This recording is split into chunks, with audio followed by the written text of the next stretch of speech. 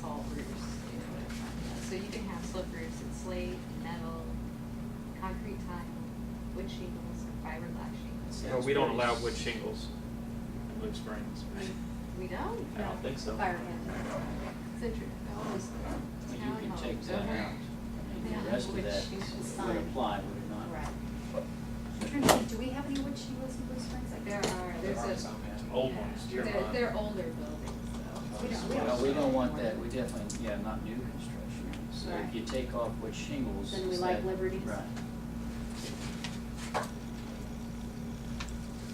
Okay, we pretty much have the, at this point, just to kind of clarify everything, we're going to revise the exterior materials, but we like liberties, but staff's gonna work on revising that and making it less restrictive. And we have a question mark on the entrances, we're gonna come back with a little more information to address that. And with garages. Same with the garages. The only thing I had that we had a question about was garages. You've got. marked The down entrances, what have. we like Olathe, but we're gonna have to work with the police department Yeah. closely and incorporate some of their ideas into it, so it's not ready to go till we actually have a meeting with the police department. Now, the agreement said if we can require, it, you should, but how can you require that any type of the multifamily, especially apartment complex and all, have to go through that crime prevention? I mean, I don't know. Oh, I don't know. think you can really. You know, what is normally done, to do this, crime-free multi-housing program is that you organize community groups within multifamily. This is usually larger multifamily. If you're in a place with townhomes or with duplexes, it's more of a neighborhood collection. And if you get enough people to sign a petition to say, I am this community watch leader, these are all the people that are interested. You then submit it to the police department, and that is how that kind of thing starts rolling with crime-free housing. We're thinking more of, when Janice Jarvis came before us, she was saying that there's a lot of turnover in the management, especially, we're looking more at the bigger multifamily complexes. Maybe, we'd like staff to look into, maybe there's a way that they yearly are required to get certified, or every other year, or some kind of recommendation we can make, because the problem is, when the complex is built, they send the manager for the class, and they go through the training, but then when the manager leaves, they get a new manager, then they don't get recertified. So we need to know if there's any other communities that require, and we'll set a number with how many units, because it's not necessarily for small complexes, but for big complexes, that maybe there can be some kind of a requirement for them to receive, some kind of crime-free accreditation. Is that what you're getting at? Yeah, because there is accreditation programs. Correct. Yeah. So, and probably not so much for your smaller complexes, but for your bigger ones. Right. And that way, the police department can continue to work with the housing, And there's- management to look for crime, spot it, head it off, and, so anyway, that's something I know to say it's recommended, what Michael, I think, is trying to get at, is we wanna make it a requirement. Yeah, and We there do are that. stringent standards involved with respect to lighting, and frontages, and circulation, and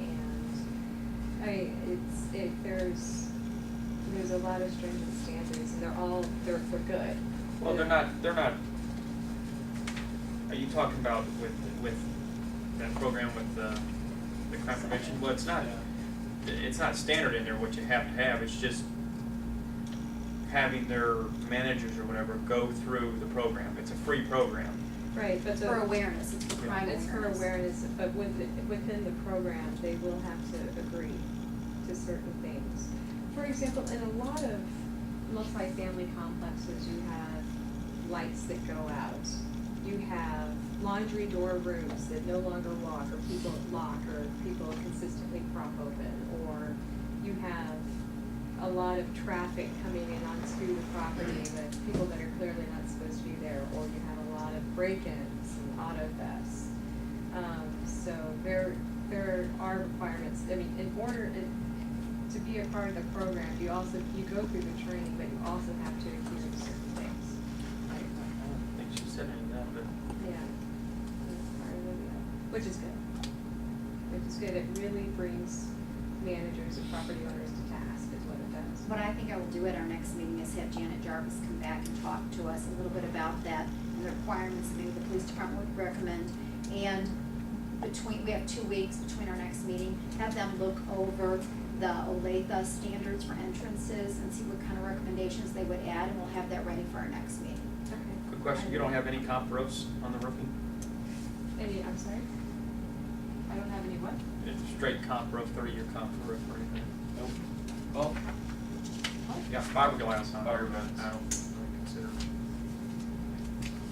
Oh, for here in Blue Springs, is that what you mean? Yeah, on the roofings here on multifamily. Oh, a suggestion. Huh? Yeah, Liberty, I think is what we had. Yeah, but it doesn't have any comp Yeah. roofs. Are the see, I composition guess of- I view fiberglass Is that as like a comp. bowl? Well, You wanna lay That's- it they out? got the new fiberglass tile in now But that that's- they're using, I just wanna make sure there's no questions. So when you staff phrase that for us with a composite roof material, like, you know, similar. I'm sure you want at least a 30-year roof or. I don't know much about compros, but can you describe what a compro Look at the duplexes down there, that's what comp roof is? Can I is. see it through the window? What's the same thing that's on your house, the usual. Oh, really? Oh, composition Composite. tile, oh, you mean like the composition shingles? Yes. Yes, I mean, yes, that would be okay. We need to add Well, I mean, that. it's not on there. We need to add that. Okay. All right, let's move along to site design. Mix of densities, housing types. You put it down to 50 in here, 74. No, keeps away. I actually like Lee Summits for that. For the mix of densities? It just says we encourage it.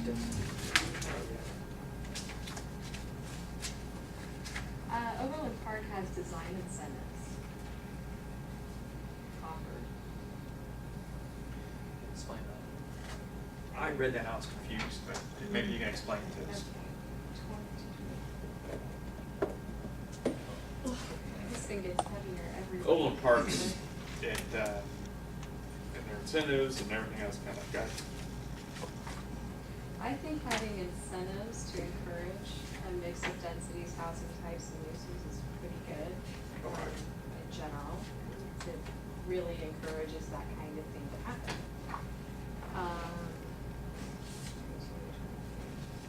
Not 14, that's 26.